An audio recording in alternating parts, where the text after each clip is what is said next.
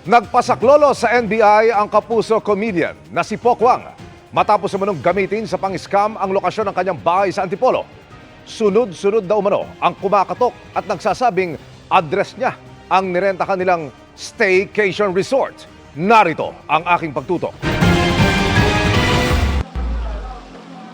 Blessing kung ituring ni kapuso comedian Poc Wang ang naipundar na bahay niyang ito sa Antipolo. Pero kamakailan, may gumagamit ng mismong address at pinned location ito sa tinatawag na staycation scam. Sa social media page, pinalalabas na lokasyon ito ng isang staycation resort na bogus naman at hindi kanya. Magaganda yung mga pinapost niya dun sa sa account niya eh. Ikaw naman siya, magandang review, magandang oo nga. Ikaw naman, maiinganyo ka talaga. Pero wala talagang ganong resort. Mula Disyembre hanggang nitong nakalipas na araw ng mga puso, maya't mayaan niya ang punta sa kanyang bahay ng mga umunoy nagbayad para tumuloy sa bogus staycation resort. Gustuhin man daw na bawiin ang ibinayad, binablock na ang mga biktima ng scammer. Minsan sa loob ng isang araw, ang kumakatok na tao dito, 3 hanggang 5 biktima. Sa isang araw lang yon. At karamihan yon mga nagda-down na. 7,000, may 5,000, may 10,000. Sa isang linggo, kumikita siya ng mahigit kumulang 200,000. Walang ideya si Poc Wang kung bakit nagamit sa scam ang kanyang address. Naglagay na sila ng notice sa bakod ng kanilang bahay para ipaalam ito sa publiko. Natatakot ako para sa family ko. Nilagay mo sa risk ang buhay ng pamilya ko. Kaya hindi kita titigilan. Kakasuhan ko siya. Kanina, formal lang nagain ng reklamo sa NBI Cybercrime Division si Poc Wang. Panawagan niya sa mga natangayan ng pera. Magsama-sama tayo. Huwag natin titigilan at di nakukulong yan.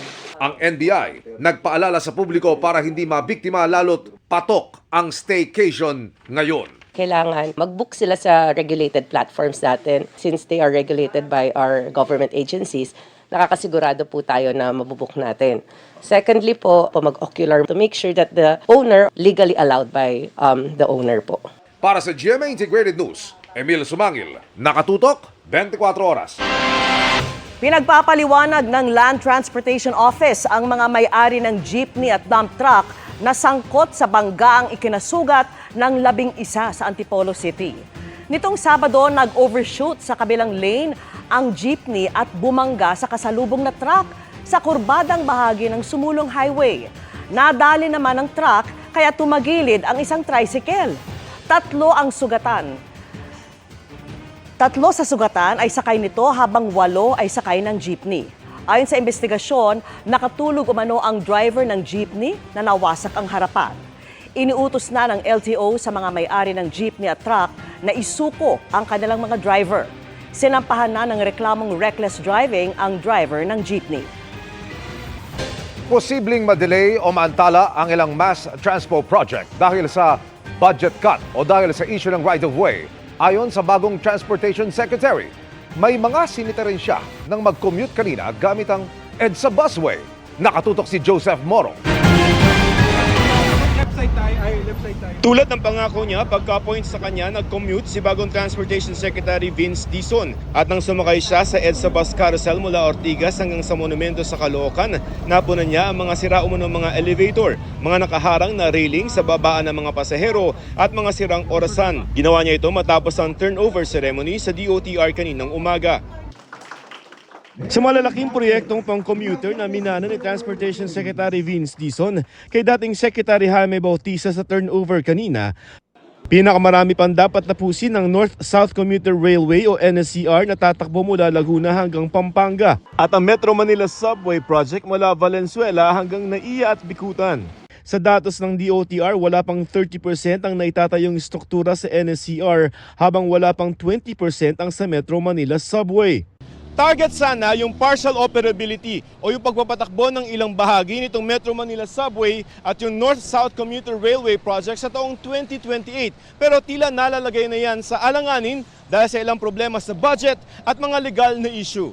Ayon sa DOTR, tinapya sana hanggang 80% ang pondo para sa mga foreign assistance projects ng DOTR sa 2025 na budget. Losing 80% of your budget is huge. No, it's a big problem. No, and but as you said, meron naman saan program, so we're going to have to work with the Department of Finance and the Department of Budget to see how we can save 2025. Nadiskaril din sa pag-arangkada ng NCR ang pagbili ng right-of-way o mga lupang dadaanan nito na may nakatira mga informal settler. Ayon kasi sa Department of Justice, hindi pinapayagan ng Republic Act 10725 ang pagbabayad sa mga informal settler na sisirain ng mga bahay. Ang kaso, kondisyon ng mga pautang para sa proyekto na dapat bayaran ang mga nakatira sa daraanan ng proyekto, informal settler man o hindi. I already talked to DOJ Undersecretary a few weeks ago, and they said we can get exemptions on these. No? We will do everything we can to speed things up, because that's the order of the President. Plano ring isa pribado ang operasyon ng MRT-3 at EDSA busway sa susunod na taon. Sa tuloy pa ring PUV modernization naman, kailangan aniyang bigyang pansin pa rin ang abot 20% ng mga jeepney driver at operator na hindi sumali sa programa. Less than 20%, buhay yung pinag-uusapan natin doon. No? Buhay ng mga tao yun. So, hindi porket less than 20% yun, hindi natin sila papakinggan. Nauna nang ipinagpaliban ni Dizon ang pagpapatupad ng cashless na transaksyon sa mga expressway. Pero sabi ng SMC Infrastructure, kailangan ng cashless at contactless toll collection para sa target ng Transportation Department na mapag-isa ang sistema ng dalawang toll operator. Does cashless mean zero, meaning isasara lahat ng barrier to people who have no RFID reader or whose RFID reader has zero or negative balance? So we will have to see. We will have to work with the toll operators. But I think first things first, we have to make sure that the current system in place is as efficient as possible. Para sa GMA Integrated News, Joseph Morong, nakatutok 24 oras. Sa likod ng mga ngiti may bumubukol na pasanin ay isang batang 2 taong gulang pa lamang. Literal po yan na lumalaki sa kanyang leeg at kilikili. Kaya humingi na saklolo ang kanyang mga magulang sa GMA Kapuso Foundation. Makarinig lang daw ng tugtog. Agad umiindak ang 2 taong gulang na si Ash. Kaya't sinong mag-aakala na may iniinda pala siyang bukol sa leeg at sa kilikili. Kasabay ng araw niya sa paglaki ang kanyang mga bukol. Meron siguro yung time na kikirot yung bukol niya, tapos meron din yung time na hindi. Like nung nakaraan po, yung naiyak-iyak po siya kasi sa bukol niya siguro. Kasi tinuturo niya yung kamay niya na may, sa may part ng bukol niya. Mula Cagayan Valley, bumiyahe ang mag-anak pa Maynila para mapaoperahan si Ash. Ang tatay ni Ash na si Hill, todo kayod para masuportahan ang gamutan ng anak. Pero sadyang kulang ang kinikita niyang 500 pesos kada araw bilang kargador. Ngayon, nagbubuhat po ako ng mga bagahe para sa anak ko.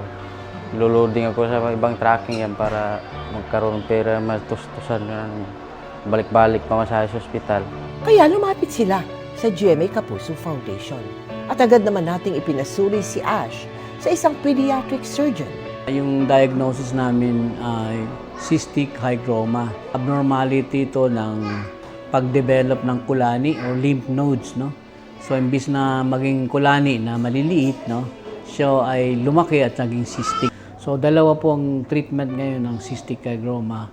Either may ini-inject kami na gamot na para mag-shrink at saka mawala po yung cystic na yon.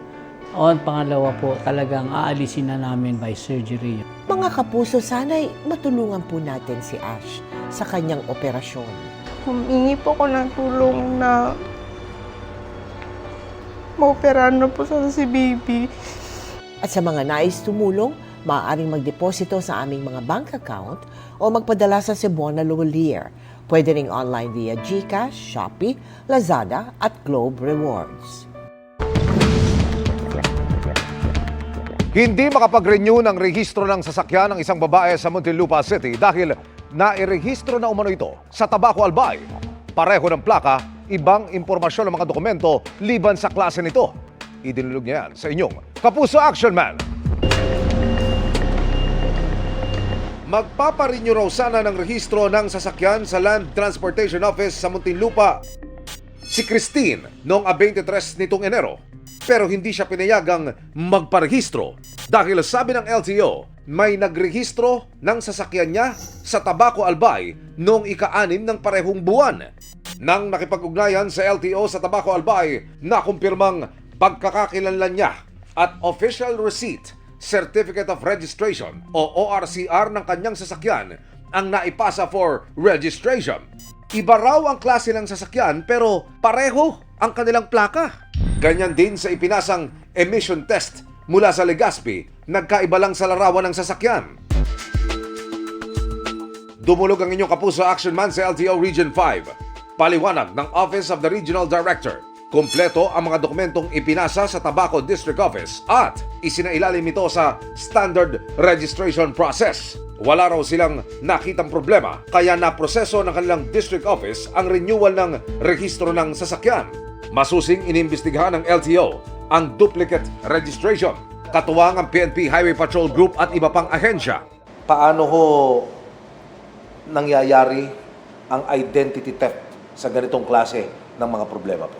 Unang-una po dyan, yung pagpo-post po nila ng kanilang mga sasakyan na kung saan nagiging public yung kanila pong mga plaka. Kung tayo po ay bibili ng segunda manong sasakyan, mangyari po na suriin po natin ang lahat po ng dokumentong i-issue po sa atin nung ating pong pinagbilhan. Ugaliin din po no, yung talaga pong pagpaparehistro nitong ating sasakyan. Mapaverify po natin sa Land Transportation Office. Ito pong kainahinala pong doble plaka.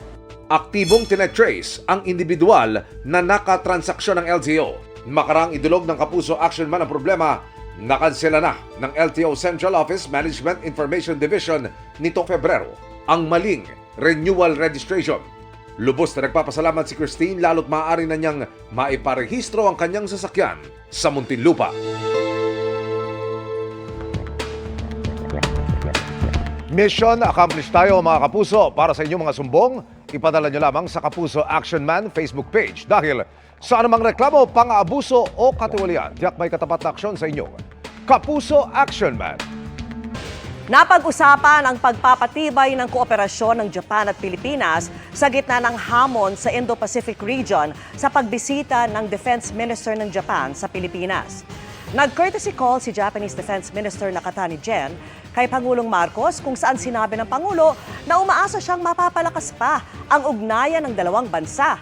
Nakapulong din niya si Defense Secretary Gilbert Teodoro tungkol sa pagpapaigting ng kooperasyon sa depensa ng dalawang bansa. Sabi ni Nakatani, hangad ng Japan ang mas malawak na operational cooperation sa Pilipinas, mas maigting na people-to-people exchange at ang promosyon ng defense equipment at technology cooperation. Nagpasalamat din si Teodoro sa una at ikalawang overseas security assistance ng Japan, kabilang ang radar system sa Wallace Air System sa La Union na kayang madetect ang mga lilipad sa airspace ng Pilipinas, partikular sa West Philippine Sea. Umaasa naman si Teodoro na matatalakay na ng lehislatura ng Japan ang Reciprocal Access Agreement o RAA sa Pilipinas na kahalintulad ng Visiting Forces Agreement ng Pilipinas at Amerika. Nasa kote ng NBI ang isang nagpapanggap nilang ahente. Alok nito sa ilang nakakulong na Chino, lalaya sila kung magbabayad ng milyong-milyong piso. Nakatutok si Oscar Oida. Pasado 2:00 ng hapon nang sumugod ang mismong hepe ng NBI sa Pasay Police Station para kumprontahin ang isang lalaking nagpakilala umunong ahente ng NBI at nag-alok umanong palalayain ang ilang Chinese nationals na naaresto ng ahensya kamakailan kapalit ng 10 milyong piso. Love scam, ganyan. Alright, edi ayan na, hinuli. 40 Chinese ang nahuli. Dinala sa opisina and then they were subjected to inquest. Nangyari daw ang bigayan ng pera noong February 20 sa Pasay. Dahil walang Chinese nationals na napalaya matapos nito, inireklamo ang nasabing lalaki ng mga katransaksyon nito sa Pasay Police.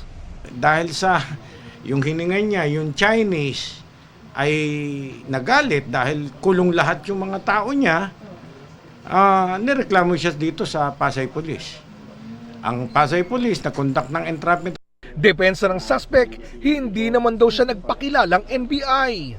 Freelance facilitator po ako. Mga nagpapalakad po sa mga yun nga po, yung sa clearance po sa NBI, tapos sa mga So may konta ka sa NBI? Mga kaibigan din po na May konta ka sa passport, sa kuhanan ng passport. Opo, para lang po mapabilis.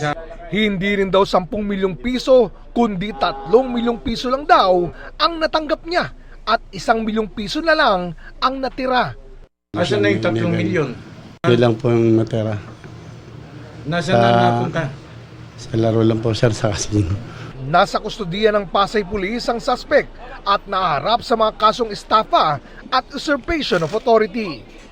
Para sa GMA Integrated News, Oscar Oida, nakatutok 24 oras.